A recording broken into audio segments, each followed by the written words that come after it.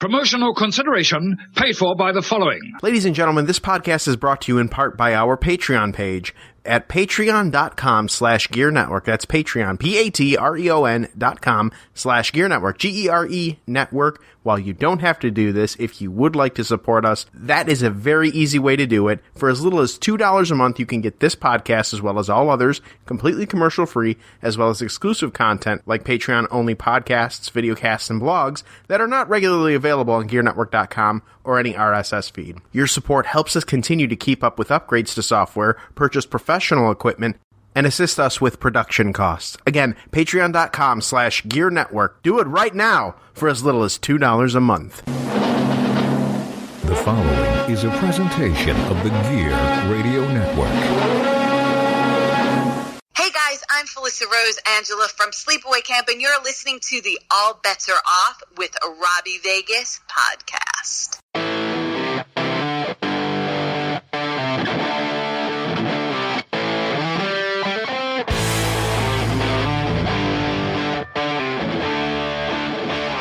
What's up, rock soldiers, and welcome back to another episode of the All Bets Are Off podcast. Today, my guest is April Hunter. You may know April, a professional wrestler, made her debut in WCW in 1999. So we're going to have her on the show today, just talking about wrestling, fitness, music, whatever comes to mind. So we hope that you guys check out that interview and let us know what you thought on our brand new social media. So we have Instagram at ABAOPod and Twitter at ABAOPod. So make sure you follow the Twitter and the Instagram. Let us know what you think. We're also on Facebook, same name at ABAOPod. So make sure you're following us on all three of those, and let us know what you think of the shows. Tell us what you want more of, and just interact with us. We'll try and keep it fun and entertaining at all times for you as usual. And make sure you check out my Pro Wrestling Tees store and support the podcast, support me, and just support professional wrestling. You know, before we get into the interview, I do want to remind you guys that Pro Wrestling Tees store is at Rockstar Robby Vegas, and you can also find my brand new EP, Robby Vegas, Angels and Demons, on Spotify, iTunes, Apple Music, Google Play, Amazon Music, and so much more. So make sure you're streaming the new EP, and I just threw a ton of information at you about me. So without further ado, let's get April on the phone.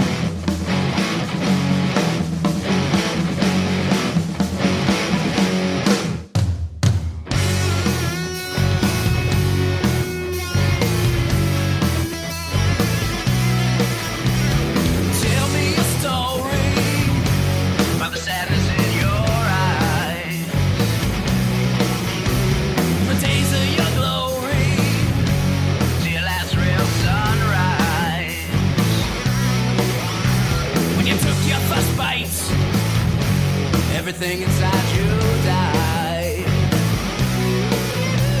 Did you put up a fight? Did you welcome your sick side? Turn a light, watch you sail. Live forever, laughing hell.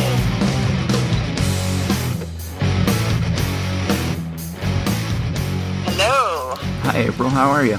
I'm doing well. How are you? I'm hanging in there through quarantine as best as I can. Yeah,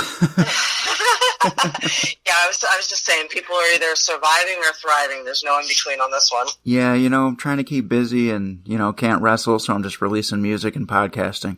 That's cool. That is, you discover hidden talents when we're kind of locked away and there's nowhere to go and nothing to do. Right, absolutely. Really, though, thank you for taking the time to do this. I really do appreciate it.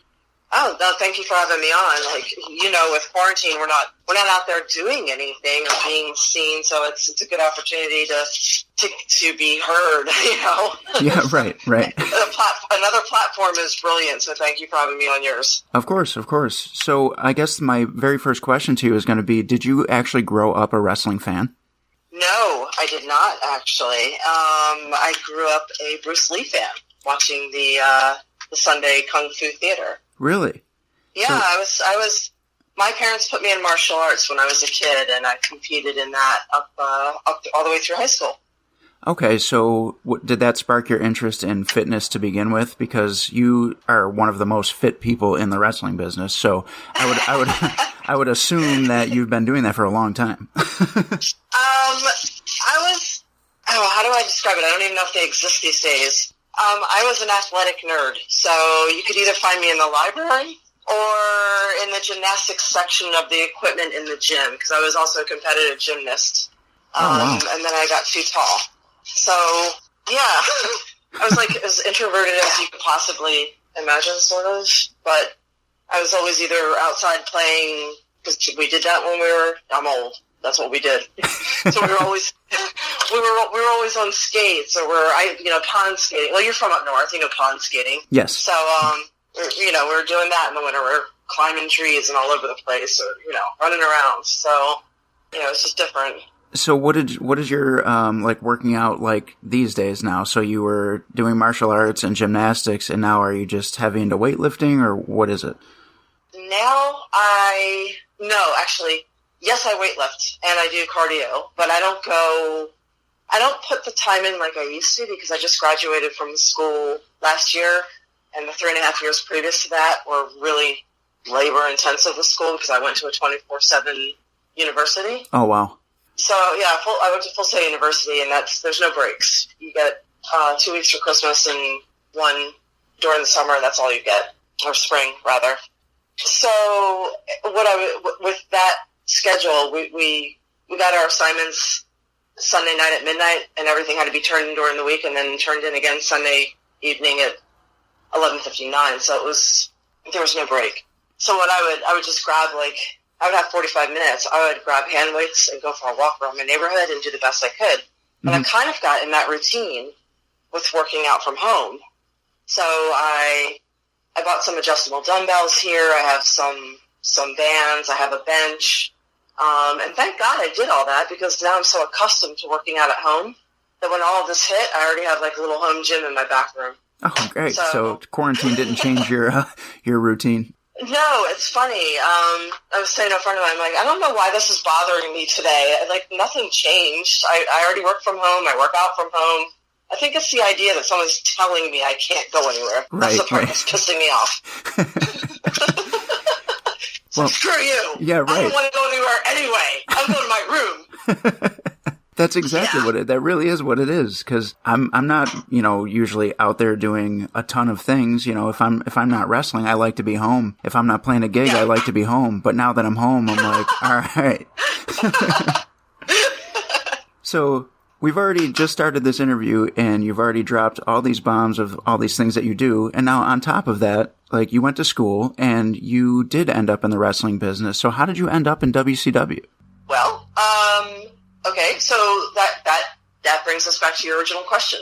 I was a burlesque headlining feature act, and I was having a difficult time staying current on the magazines that they wanted us to stay current with. So my friend suggested we try fitness magazines.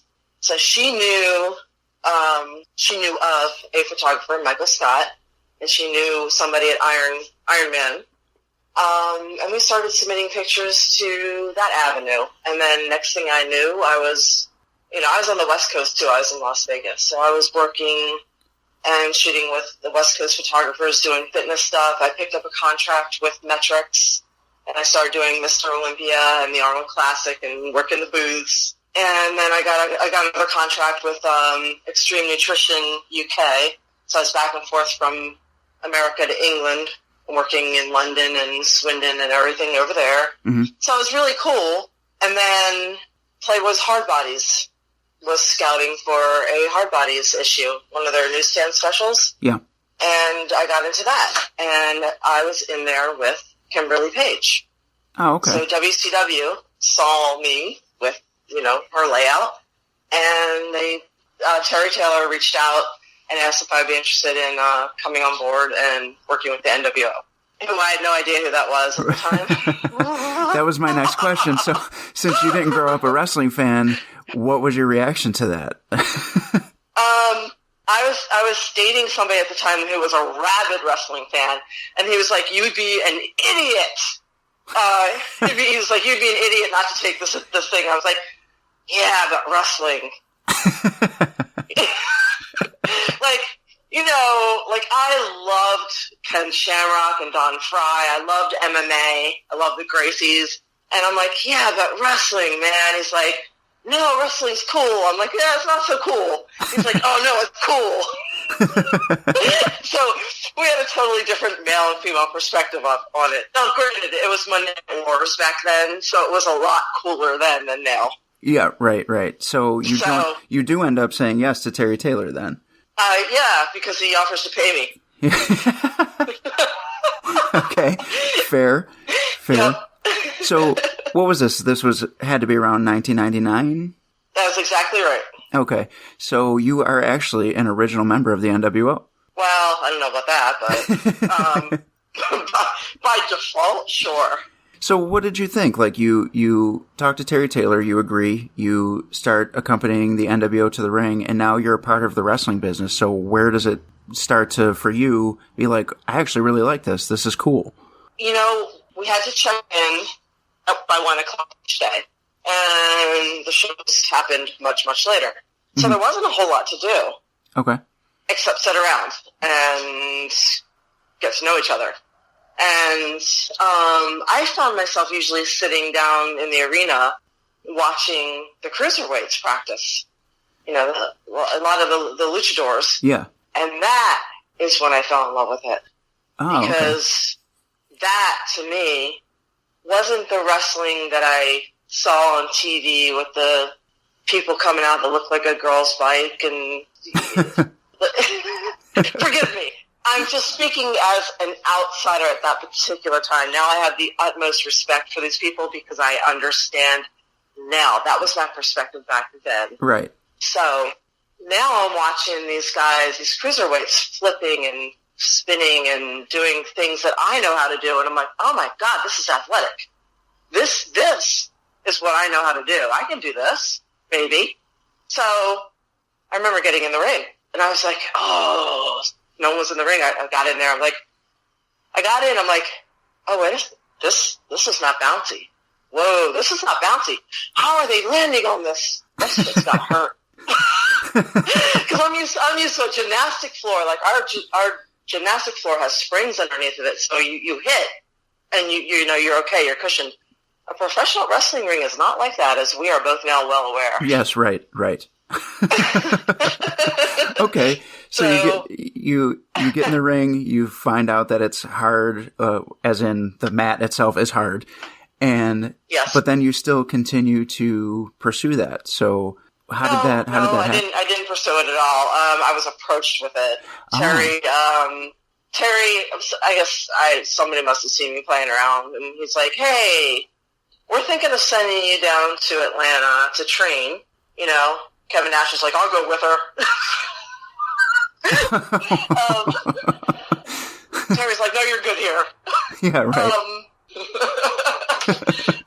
And he's like, "Would you be interested in learning how to wrestle?" And I'm thinking to myself in my head, I'm like, "Not really. That's gotta hurt." But being a good politician, I'm like, "Sure, that sounds fun. That sounds great." I'm thinking, I just want to work. I'm like in my late 20s. I'm not getting any younger. Okay, whatever. So in my head, I was getting out of modeling, and it wasn't HD TV or HD cameras at that point. So I'm like, oh, I need to find another career because modeling is not going to last forever. I'm already like 20-something. I'm getting so old. Oh, jeez. Okay. Here I am, 20 years later. Yeah. So still going.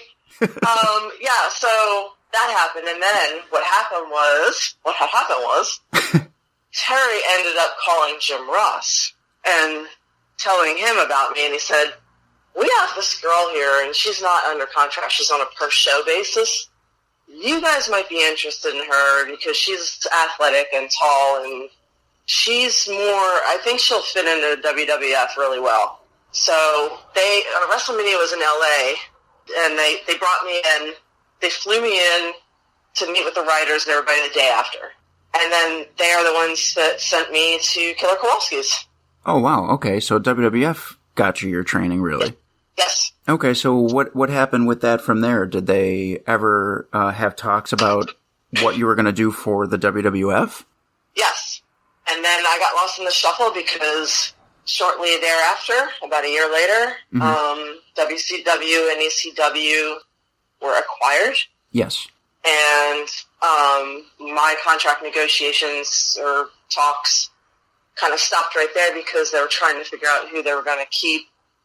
You know, they were tearing out the closets with ECW and WCW. It's like, okay, we're going to keep this one. Maybe we'll get rid of this one. Maybe, you know, they were worried about what talent they were going to shift over and who they were going to scrap and who they were going to put in the maybe pile at that point. Okay. And for you, So were you in that mindset now at this point that you're like, I'm all in on this wrestling thing, or were you still questioning? Yeah. No, I was in. Oh, okay. So at that point, I started going back and forth to Japan and England. Oh, wow. So I got an offer in Japan, and there were, I don't think, any Western girls going back and forth at that point. None. They were very closed off to have Westerners over there. There had been a couple in and out, but it just wasn't really a thing. And I went over for a one-off show for Neo, and it went really well. And then they brought me over for a tour, and that went well. And then they brought me over to stay for a while, and that went well. So it just, you know. But, I mean, admittedly, when I grew up as a kid, like, I wanted to be Japanese so badly. I mean, so badly. That was like a big dream. Yeah. I wanted to be Japanese, so I was like, oh, I get to go to Japan and stay there. This is so great. So you get to go to Japan, and was it like a style clash for you, or were you just in and you just took to it? No, it was a freaking shock. I didn't know what I was doing. Both Mexico and Japan threw me for a loop. So even if you speak the language of Japan, you're still illiterate. And there are a lot of areas where you're not welcome if you're not Japanese, or Japanese-only areas. So you have to kind of learn the lay of the land in addition to the lay of the ring and the psychology and everything else. So the first thing I noticed was that, unlike in America, you could do a big move over there and there's just dead silence. You could hear a pin drop. So you bust out this huge move and nothing happens until the pinfall. That's why there's so many near falls. It's the pinfall. So everything there is all about, as I put it, the lion heart. So they don't necessarily care if you win or lose. They just want to see that you're trying to win or trying not to lose. So they could tell you to do 1,000 squats. You know, you tell two people in training to do 1,000 squats. You got one kid that does like one or two and walks off and says, screw this. And then you have the other kid that does, 47 and then drops for a minute. And then a few minutes later gets up and does 10 more and drops for a minute and does 10 more. And he can't do more than 90 squats, but he tried. That's the kid that that's the one they're going to back. Because they never expected you to do 1,000 squats. They just wanted to see you try. They wanted to see if you had it in you to try. Wow. Okay. That's Japanese wrestling right there. They want to know if you are up to the task to try. So how many tours did you end up doing for Japan? I don't know. I'm not sure. No? I can't remember. No. A bunch. So when you weren't touring Japan, you were doing the indie scene in the U.S., right? I was, and I was also working in England quite a bit, working tours over there. So I know at some point you did Mexico. You did do work with their Impact now, but TNA at the time. So how did that all come about? I was actually their first female wrestler ever on TV. Oh wow! They just didn't. Yeah, they didn't want to bring in female wrestlers. It was when they're doing weekly pay-per-views while they're in Tennessee. It was like $10. I don't remember if anybody remembers this. And they didn't have another female for me to wrestle, so I wrestled Alan Funk, who was Bruce at the time, and they put him in a dress, and he was Miss TNA, and I came in to challenge him for his title. Wow, okay. So how that happened was Jeff Jarrett, actually. He decided to, I'd worked with him in the NWO, and he decided to give me a shot because he'd heard I'd gone through the training. He's like, okay, let's see where this goes. Okay. So that was the first females wrestling match, kind of, sort of, they had at TNA. Oh, wow. Excellent. And TNA, I always admired the fact that they went where WWE wouldn't, where they kind of really went with the cruiserweights and the women. Yeah. Whereas WWE wouldn't really touch either of those. Right. So, I mean, for all that TNA may or may not be, or should not have done, give the credit where it's due, and they did do that. So you worked with TNA, you worked with WCW, and you had your dealings with the WWE, WWF at the time, and you were all over the world basically at this point because you're doing the US, Mexico, Japan, the UK. So what did you find that you liked best? Like, where did you like to be? You know, when you said that, the very first thing that popped in my head was Jersey All Pro. Oh, really? That's the first visual I had was JPW. Like, all those venues they worked, like everything from that outdoor beach venue to their regular home fed venue. Yeah, because I started to consider that my home federation. Gotcha. Okay. So here's one for you that'll probably be a little difficult, but who are some of your favorite opponents from over the years? Oh gosh. It's more difficult because I've had concussions. I'm trying to remember. In Germany, I worked a woman named Wesna, and she was amazing. In the States, I always liked working Lacey, the lovely Lacey. Mm-hmm. She was just so much fun to work and such a great heel. We just always had, to me, I thought we always had entertaining matches. Even our bad matches were still pretty good.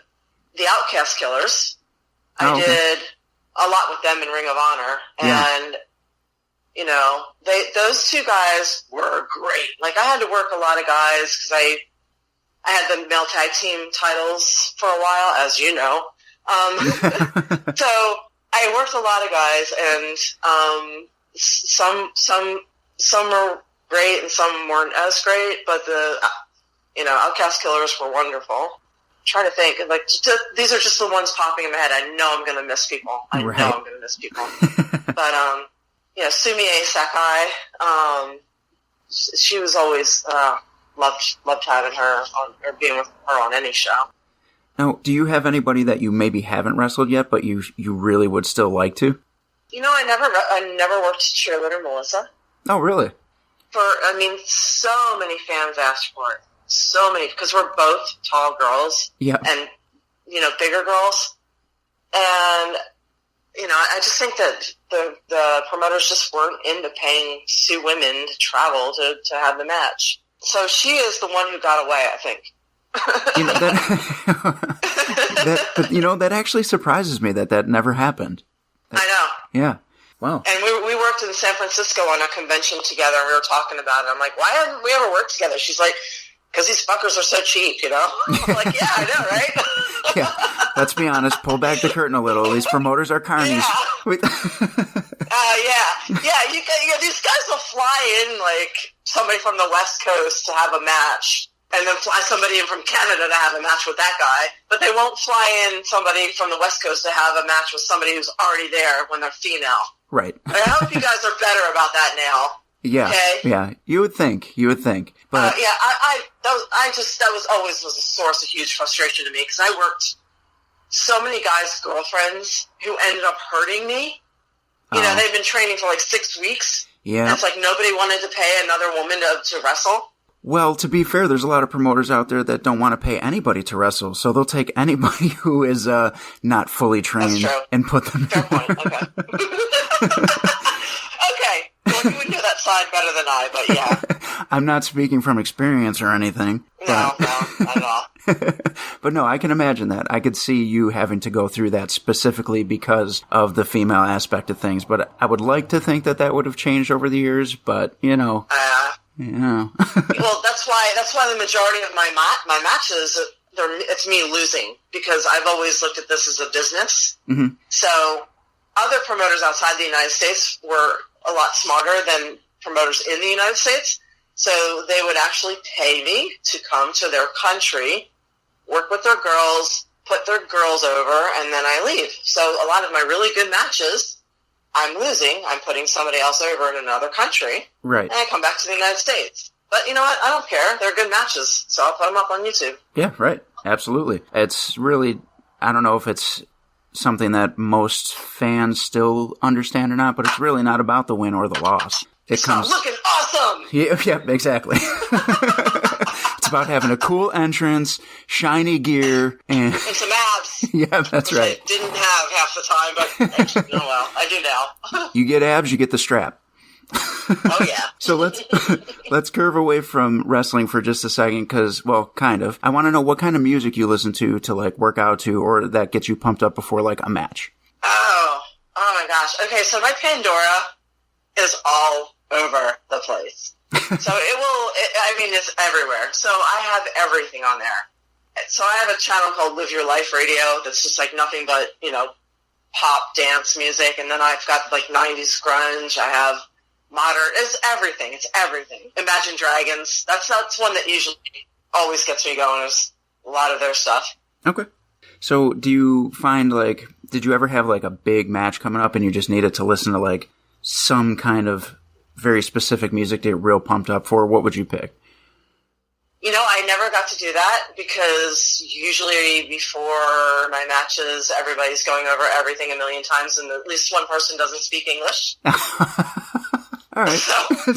Or I'm the one person who doesn't speak whatever language is a common one in there. So I'm like having an anxiety attack. So I'm like, God, did I get that right? Yeah. So, I don't ever remember listening to music before my match. Nowadays, I probably would. Okay. But back then, I don't even think I had music on my phone. I had like an iPod somewhere, probably my gym bag that I left at home. Yeah, that's... God, I'm old. I mean, I don't think I'm that far behind you, but what do I know? Well, you always look young. I'm gonna be 33 in a couple weeks. Yeah, you're young. You're a baby. Well, I don't know how old you actually are, and I was taught not to ask those questions. So I am a woman of a certain age. As long as that's it. I don't feel as old as I am. That's for sure. I think not having kids, like, really, you have no measuring stick, so you can stay firmly rooted and be like 37 for the rest of your life. Gotcha. If you want to when you don't have kids. So, like, if I have to pick an age that I am, I'm like 37, 38. Well, you heard it here first on the All Bets Are Off podcast that the key to the fountain of youth is to never have kids and stay 37. And keep working out. Yep. That's right. So I guess my next thing, because I know you have like crazy amount of life experience, and I've read some of the things that you've written. I don't know. I guess are they considered blogs or? I guess. I don't know what to call them. Stories, cat books, yeah. Fairy tales. I've written everything. I really enjoy reading the things that you post, and I look forward to seeing them. So I guess my question is, are we going to see like a full-on autobiography? That's a good question. I don't know. People have been pushing me to do that for years, and my biggest problem is I don't know where to start, because I feel like I've lived 5 lifetimes, and I don't know which one to talk about. Okay, that's fair. Or how to condense that into 300 pages or whatever it is. Like how, like just the burlesque headlining alone, like those parts, like those blogs, or just the wrestling alone, or just the modeling alone, or there's just, like, I don't even know, or just some of my life things that I've dealt with outside of all of that. Right. I don't know. I almost feel overwhelmed, like I would need somebody to, I'd probably need, like, one of my ex-husbands to sit down with me. Because actually, I'm friends with both of them. I would need one of them to sit down with me and be like, okay, here's where you go. Because they're both, like, super cool about that kind of stuff. Well, I would definitely look forward to it if you did decide to do it. It sounds like, from what you're saying, you would have to take a Chris Jericho route and have 4 books. Yeah, probably. So yep. I would need some help. What actually got you into writing? Like, when did you become a writer? The better question is, how did writing get me into everything else? Oh, okay.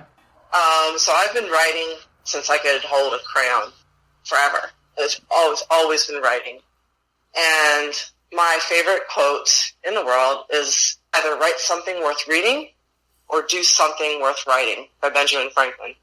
Wow, I really like that.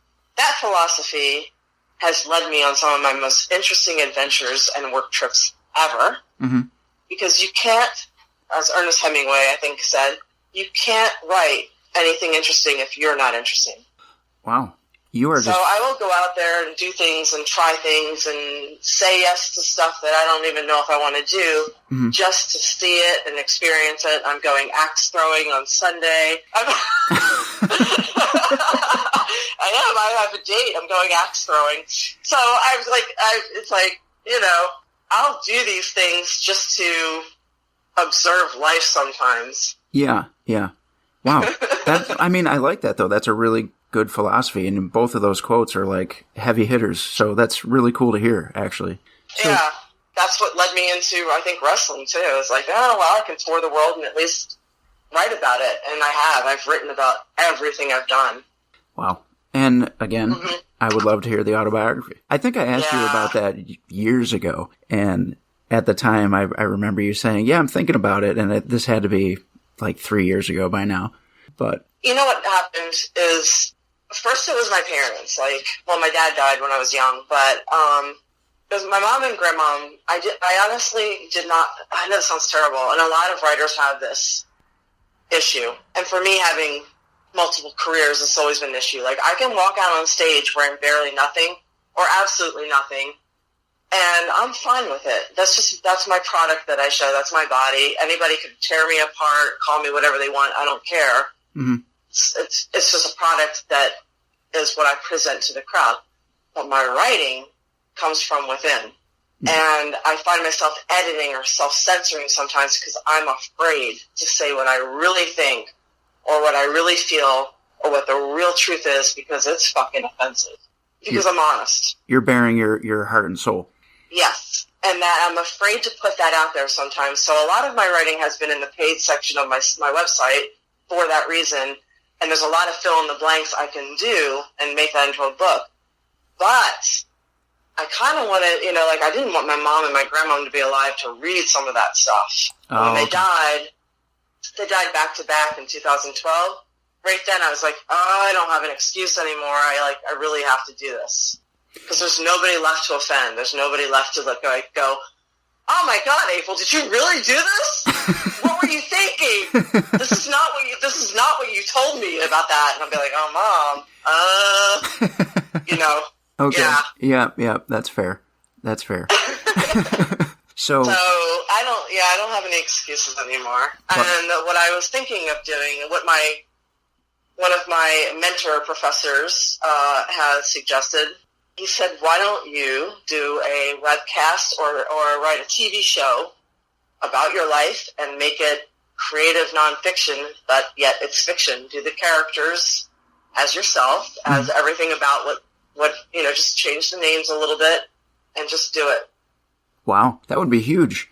And if that happens, we need to have you back on this podcast to talk about it, because that sounds like it would be really, really interesting. So that's one of my options. I don't know if people read anymore, but I know they watch. I would like to think that people would still read, but I mean, maybe that's because I'm old school and I still read all the autobiographies, even though I've read them all 10 times each. But, and the same token, I guess that's what podcasts are for too, because I like to hear people's stories, which is why I started this, which is why I'm talking to you, so different interests, I guess. But I think that is a great place to stop this, just because I want you to plug all your social media now for people to keep up with all the things that you're doing and your website and all that, wherever they could find you, and just kind of tell us what's next for you, I guess, once the quarantine is over at least. Oh my gosh, what's funny is I don't know what's next for me. What was next for me was doing a bunch of Comic Cons and shoots and things like that, and writing a television show, and now everything is on hold. So hopefully that will, I have faith things will pick back up. I just don't know when. Right. So right now I'm kind of, I guess, doing my best to be creative and living in the moment. So people can find me. Really, I'm super easy to find. I'm at aprilhunter.com, Patreon, April Hunter, OnlyFans, April Hunter, and no, that is not mine is not porn. It's cosplay modeling site. So sorry to disappoint. What else do I have? I have April Hunter blog, and then on Facebook and Instagram, it's Real April Hunter. Now, before I let you go, you mentioned the Comic Cons. Do you find yourself doing more and more of those as the years go on? Yeah, I really like those. I've worked with a bunch of comic book artists, and I've done several comic books now. So, like, I worked with George Perez for his Sirens book, and I'm the character Agony, and I've done a couple other books, Code Red and Stripper Viking, and various different. It's just fun. That's just a really fun thing to do, and I really like going to the cons, and those are my people. Like, I always felt like I never fit in. I never really fit into a lot of places, but when I go to the Comic Cons the way they used to be, before all the corporations bought them out, like, I always felt like those were my people there.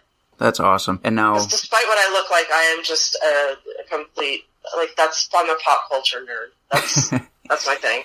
I honestly feel like a lot of wrestlers are. And I don't care how cool they try to be, or how flashy their gear is, or how badass they want their fans to think they are. We are nerds. Yes. Yes. We are. I had you at a loss for words there for a second. Yeah, I was going to say something, but again, I censored myself because it was completely inappropriate.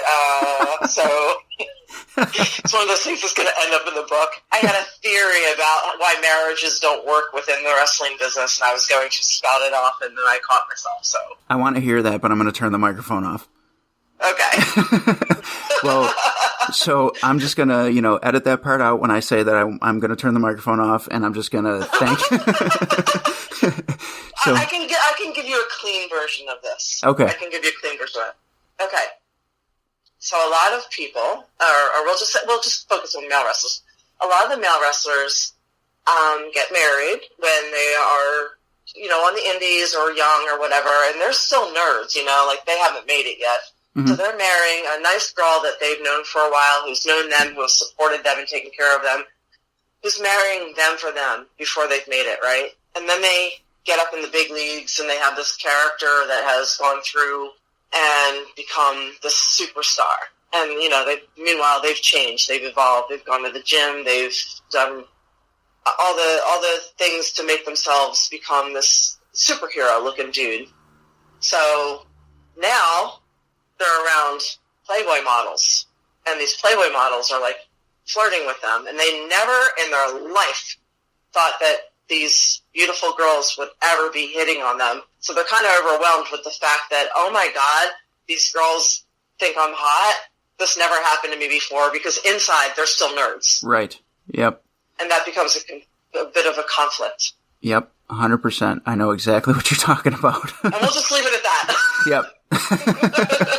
I put the pieces together. I know where you're going. Mm-hmm. So, because it happens to women too. Yeah, I'm sure. I mean, the wrestling business is a weird business on the inside. Yeah. April, thank you so much for doing this. I really appreciate it, and I appreciate you taking the time to even have this conversation for the last 40 minutes. So thank you very much. Yeah, thank you for having me on. You have a good one. You too. Thanks. All right, rockers, so that was a great interview with April, and what a multi-talented person, and just finished school, and she's just out there doing her thing. So if you haven't heard of her, which I doubt very highly if you're listening to this podcast, make sure you check her out on her website and all of her social media, and we will catch you next time on the All Bets Are Off podcast.